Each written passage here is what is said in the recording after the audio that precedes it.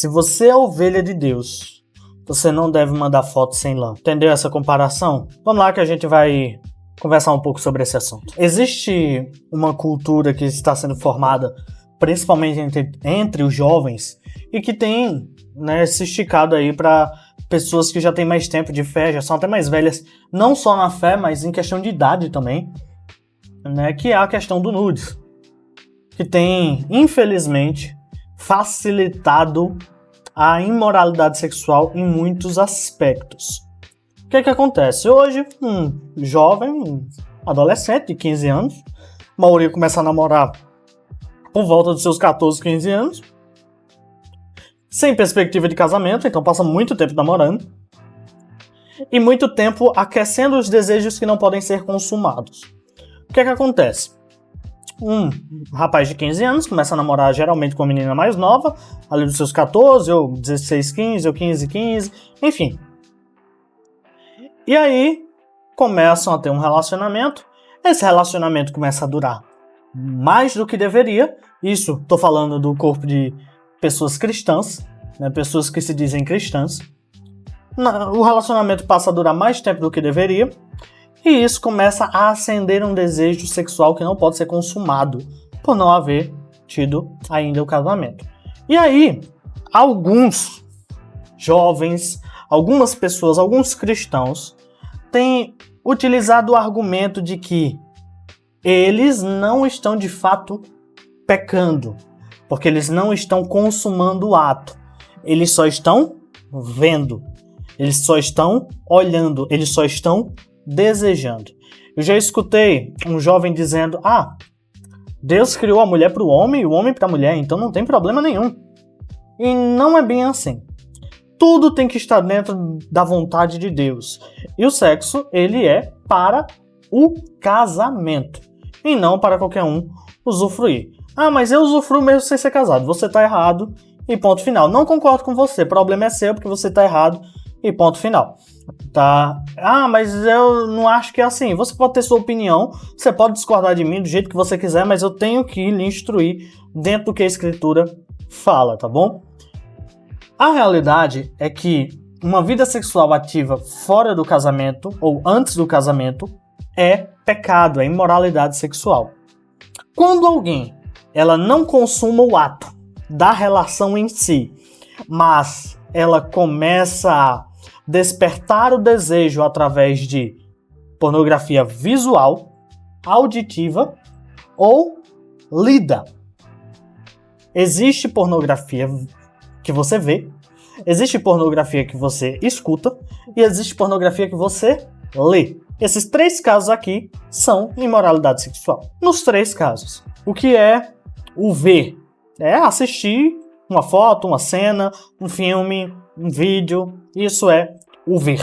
O que é o ouvir? É, por exemplo, ouvir alguém falando a respeito de como é o ato e tudo mais, e isso gerar desejo.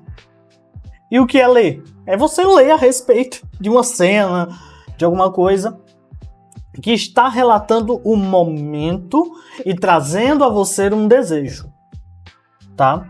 Não estou falando aqui contra estudos nesta área, mas estou falando propriamente sobre o acender desejos que não podem ser consumados. Pode até não haver a conjunção carnal da relação sexual, mas ali houve a imoralidade. Que a outra pessoa já viu, já contemplou o que não era para contemplar, já tem desejado o que não era para desejar naquele momento, já está querendo consumar algo que não era para ser consumado naquele momento. O nome disso é lascívia. É gerar um desejo que não pode ser consumado. E detalhe, mas eu não de fato caí no ato. Quer dizer que eu ainda assim estou em pecado? Sim. Se você enviou uma foto, se você enviou um vídeo, se você escreveu algo em relação, você está ali conversando com seu namorado, sua namorada, seja lá o que for, e você começa a tentar gerar um desejo, uma atração sexual que não deveria estar acontecendo naquele momento, o que é que acontece? Você está pecando. O que é que está escrito em Efésios 5:3? Entre vocês não deve haver nem sequer, ou seja, nem o mínimo do mínimo do mínimo não deve haver. Nem sequer menção de imoralidade sexual. Como também de nenhuma espécie de impureza e de cobiça. Pois essas coisas não são próprias para os santos. Um cristão genuíno, ele não trata a sexualidade como algo vago. Como algo que pode ser feito de todo jeito, a toda hora, de qualquer maneira. Não. Ele entende que o ato sexual, ele faz parte de uma devoção, de um temor a Deus e de uma parte de adoração ao próprio Deus. A relação sexual é uma forma de adorar a Deus, através de um mandamento que ele mesmo estabeleceu. O sexo é bom e é para o casal casado, é estabelecido por Deus, criado por Deus e aprovado por Deus, contanto que seja feito dentro das diretrizes que o próprio Deus estabeleceu. Quando é fora daquilo, está errado e é pecado. Ah, então eu posso mandar nudes? Não pode. É pecado, é imoralidade sexual. E vou além. Você não pode mandar nudes, você não pode relatar uma cena sexual por escrita, por áudio. Tudo isso é imoralidade sexual. Tudo isso. Quer ter um relacionamento saudável e que realmente vai perdurar a longo prazo até a volta de Jesus? Um casamento de fato, real? Não viva em imoralidade sexual.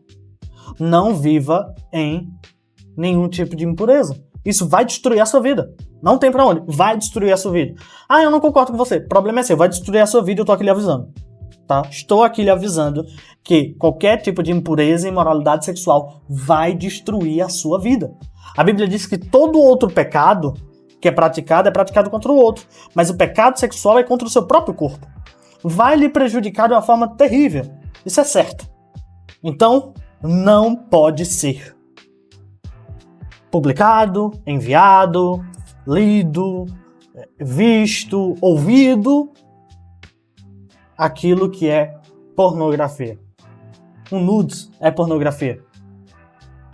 Um áudio relatando algo e gerando desejo sexual que não pode ser consumado é pornografia. Um texto que tem o mesmo objetivo do áudio que agora citei é pornografia. E tudo isso gera um problema muito grave em relação à salvação do indivíduo que pratica. Que a própria Bíblia diz, como eu disse até no vídeo passado, as pessoas que vivem na imoralidade sexual e vivem na prática das condutas da carne não herdarão o reino dos céus. Enquanto a internet existir, nós vamos pregar. Enquanto o mundo existir, nós vamos pregar. Enquanto existir a palavra de Deus aqui nessa terra, nós vamos pregá-la. Ah, mas a palavra sempre vai existir. Pois é, sempre estaremos pregando até a volta de Jesus. Eu quero lhe encorajar a fazer o mesmo. Cristo vive, breve voltará. Até a próxima.